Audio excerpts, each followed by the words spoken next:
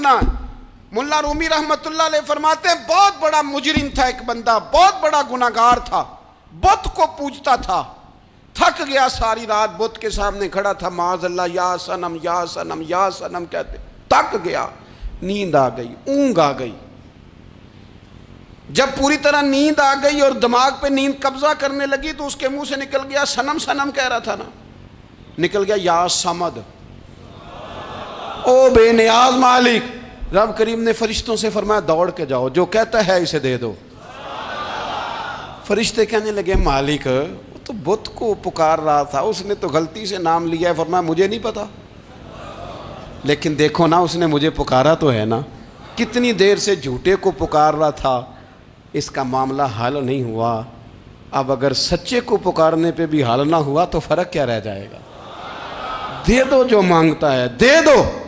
میرے دوست گر پتہ چل جائے وہ کریم کتنا ہے، وہ مہربان کتنا ہے۔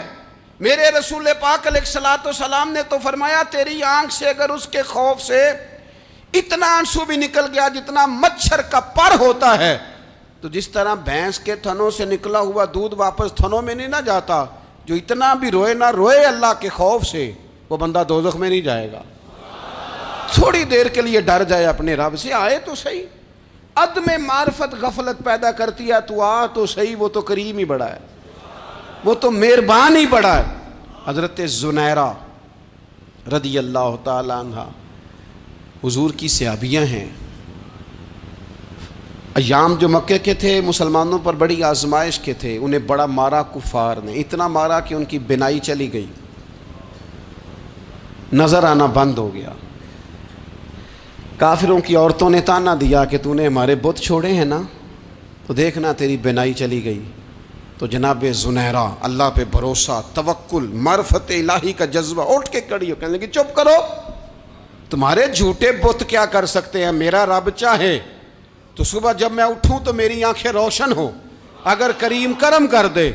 لوگ کہتے ہیں واقعی ایسا ہوا، جب وہ سویرے اٹھیں تو اللہ نے ان کی روشنی واپس کر دی تھی۔ تجھے پتہ چل جانا وہ مہربان کتنا ہے۔ وہ ایک بزرگ تھے تو ان سے کسی نے کہہ دیا کہ اگر آپ کا حساب آپ کے ماں باپ کے ذمہ ہو جائے تو پھر کیسا، پوچھنے کے لیے قیامت میں اگر ماں باپ حساب لیں تو پھر کیسا۔ تو بڑے سیانے لوگ تھے جو دل والے تھے، کہنے لگے نہیں، رب کریم ہی ٹھیک ہے، اس لیے کہ وہ ماں باپ سے کہیں بڑھ کر پیار کرنے والا ہے۔ اگر یہ معرفت مل جائے وہ کریم کتنا ہے۔ اور جب بندہ پوری طرح اس کی بارگاہ میں آ کے تڑپ جاتا ہے نا، مولا میں جاؤں کدھر، تیرا دروازہ چھوڑ کے جاؤں کدھر۔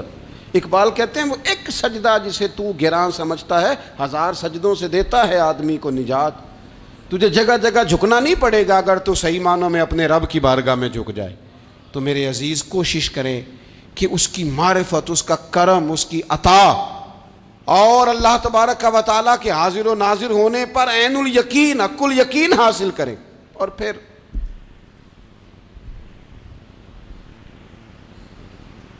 آٹھویں بات یہ ہے کہ غافل لوگوں کی صحبت بھی بندے کو غافل کر دیتی ہے۔ غافلوں کی صحبت میں نہ بیٹھیں، ان کی صحبت میں بیٹھیں جن کے پاس بیٹھنے سے دل میں رب رسول کی محبت پیدا ہوتی ہے۔ غافلوں سے بچیں۔ چنگیاں دے لڑ لگی ساں تے چولی چ پھل پئے، تے جدوں میں پیڑیاں دے سنگ رل گئی تے میرے اگلے بھی ڈول گئے۔ برے آدمی کی صحبت بندے کو غافل کر دیتی۔ غافلوں کی صحبت میں کبھی نہ بیٹھیں، کبھی نہیں۔ غافل آدمی آپ کو غافل کر دے گا۔ میرے نبی پاک علیہ الصلوۃ والسلام نے فرمایا انسان اپنے دوست کے مذہب پر ہوتا ہے۔ یہ بہت بڑے لفظ ہیں۔ فرمایا المرء علی دین خلیلہ، انسان اپنے دوست کے مذہب پر ہوتا ہے۔ تو دیکھ تو نے دوست کس کو بنایا ہے، جو تیرے دوست کا مذہب ہوگا وہی تیرا ہو جائے گا۔ ہم نے دوست بنایا نا غوث پاک جیلانی کو،